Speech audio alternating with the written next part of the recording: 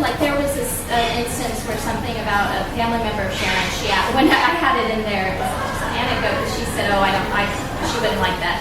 And I took that out. So they knew those, for the most part. But I think they were really proud to have this. And I think, again, we had the relationship built up. And I think they knew that I wasn't trying to exploit this, that it was I don't know that they will agree with everything they read, but I think they'll feel it's fair. And that's what's important to me. And in terms of my own safety, I've lived in D.C. for a long time. South Africa it has a lot of crime. There's crime, and we, as Fulbrighters, we had to go in and have a briefing at the embassy when we first arrived in country, which kind of scares you. And there are things I will never tell my mom that they warned us about.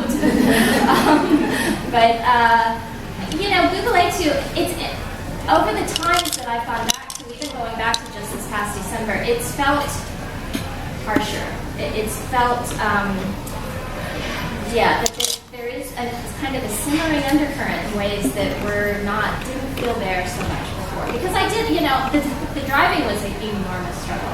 I'm trying to learn. I'd never driven stick shift. I had to learn that on the left side of the road. So that was my bigger, if anything's going to happen to me, it's going to involve a vehicle. Thankfully it never did. But, I wouldn't go into Gugulethu after dark. I usually had one of the girls with me, but what I was going to say, I really enjoy walking around just because I walk. I don't have a car here in D.C., so I walk most places. And when I did that with the girls, they would I could see them kind of look at each other and hide, and I said, what's the problem? And they were like, white people don't walk here. I'm like, well, this white person does, because I can take notes while we're doing that. So, the houses, and I lived in a more suburban place than I would probably choose, but it was a safe community. It was a house that it was like a granny flat attached to a family home, and it was a really great setup for me. And it was kind of halfway between downtown Cape Town, which I love, and Gugulethu, so I could go back and forth. But all of the houses, and I'm sure this is in a lot of countries, but they're like fortresses unto themselves. There are high walls, there are beams for the alarm system that I was constantly setting off the first month because you don't know that they're turned on and such. So my landlady would come out and we would apologize to each other. I tried to be sensible about it and not take undue risk, but also this was my chance. I didn't want to not do anything because I was afraid. So I probably got really lucky sometimes.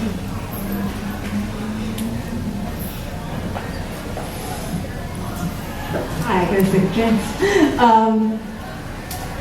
These young women sound like they have an enormous amount of self-esteem.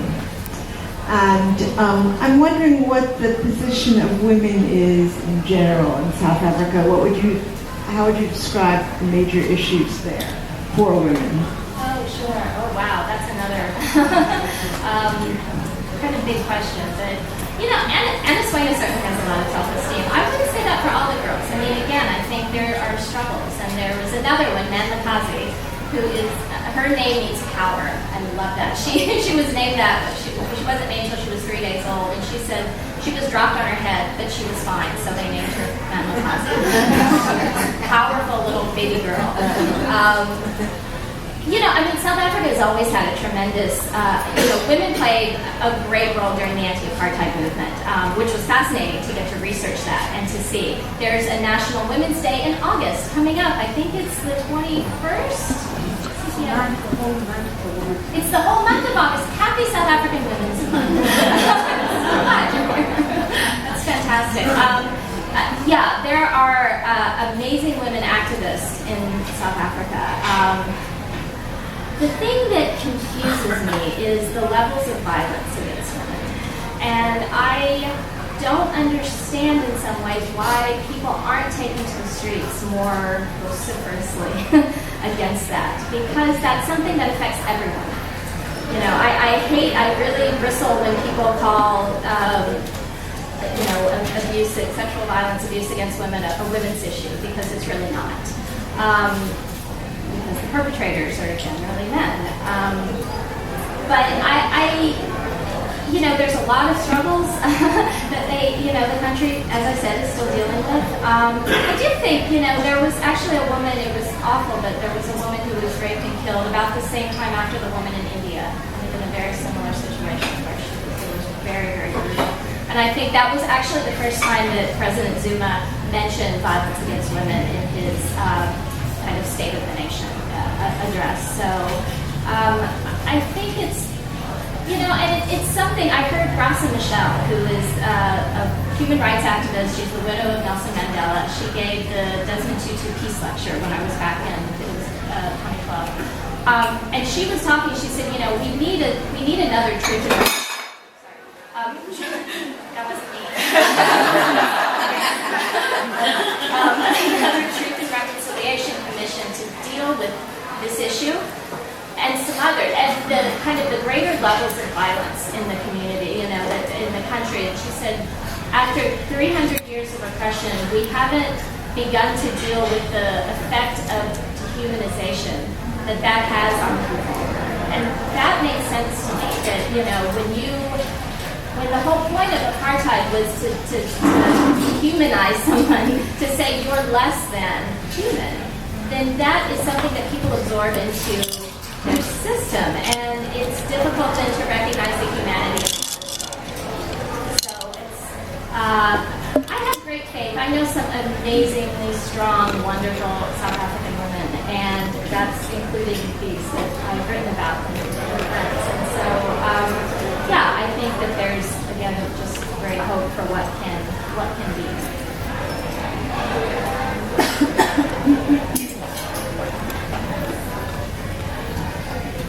What did you see as the major perceptions or misperceptions about American life? About America?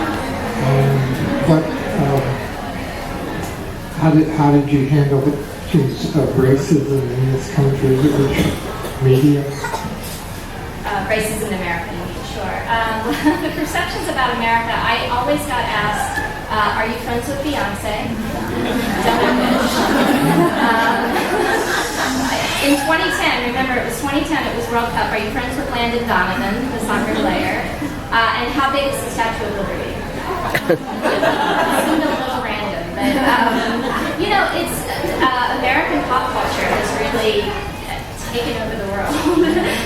So that's where they get a lot of their perceptions of America. It was funny. Sometimes they would drop into switch to American accents and kind of tease me or such. But we listen to the same music and things like that. They weren't, they're these kind of in a similar way. I don't think they were super interested in American politics, which I was glad to get away from for a year. So. And in terms of racism, I did talk about that some. And I said I lived in a majority black city in America, but and there were ways I think that my being American, I don't have the baggage that a white South African has. So I could, I probably could have conversations and have things that kind of, freed me up.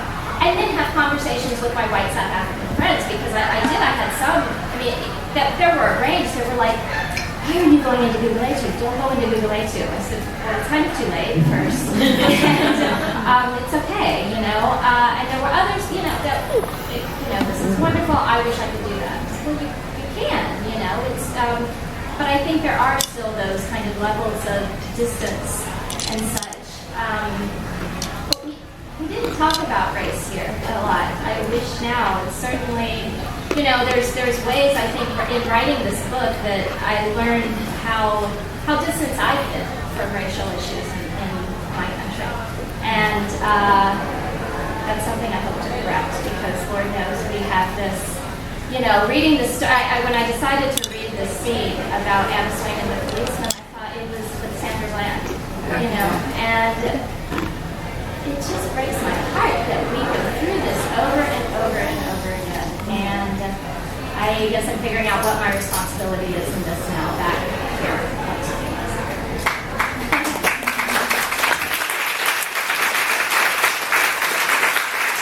We have time for one more question. Real quick. One more. Okay.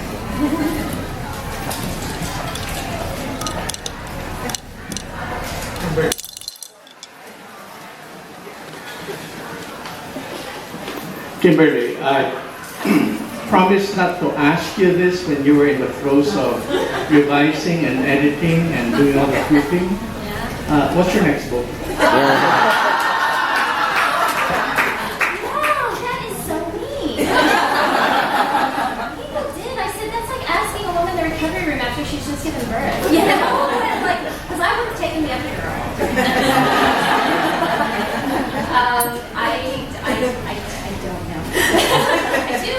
I don't know. I want to do over so for the writing process. I think I learned some things that I can do better with. But yeah, I have some ideas I'm kicking around, but they're very, very deep. Thank you for asking, Abby. Thank you all. Thank you. This is wonderful.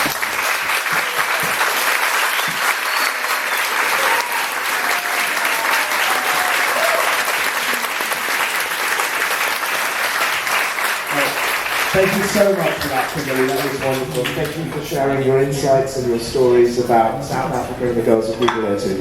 And thank you for praising my pronunciation as well. Thanks a lot. So, by happy coincidence, Politics of Prose actually has copies of the board for sale. You can purchase your copy over at the bookstore itself. There's a register just on the other side of the store. You can either pick up a copy here, or we have copies over there. Kimberly is very happy to sign books. Excellent. So I think we'll have Kimberly over there signing books. So do stick around, grab a drink, come and say hello. Once again, thank you all for coming on tonight, and thank you so much, Kimberly, for coming as well.